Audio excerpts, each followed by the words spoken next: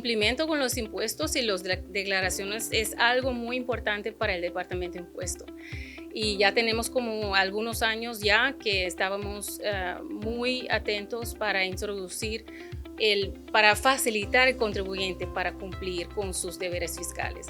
En el 2017-2018 teníamos ya un proyecto de digitalización que ya se maduró y los contribuyentes están muy pendientes y muy contentos con el sistema digital para entregar sus declaraciones. Las declaraciones del loan blasting, las declaraciones del BBO, todas las declaraciones mensuales se puede hacer ahora en una forma digital.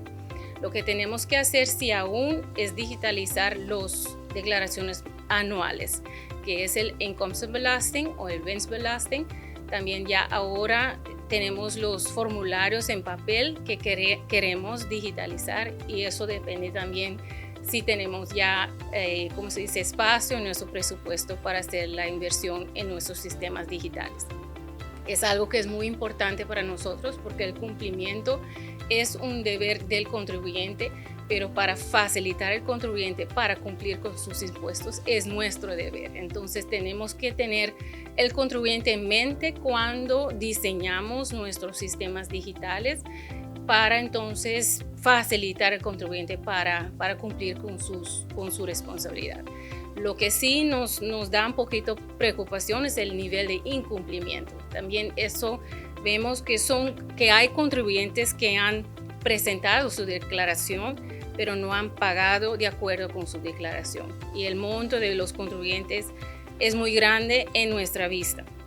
Si vemos para entonces el impuesto sobre el salario y los contribuyentes, contribuciones al Seguro Nacional, de enero hasta julio 2022 llegan a un total de 3,000 contribuyentes que no han cumplido debidamente con su pago de impuesto conforme a su declaración. Y eso también es como un 5,000 contribuyentes cuando se habla del impuesto del volumen de venta, que es el BBO. Eso nos da una preocupación porque son montos muy grandes y representan también un valor muy grande en nuestro presupuesto.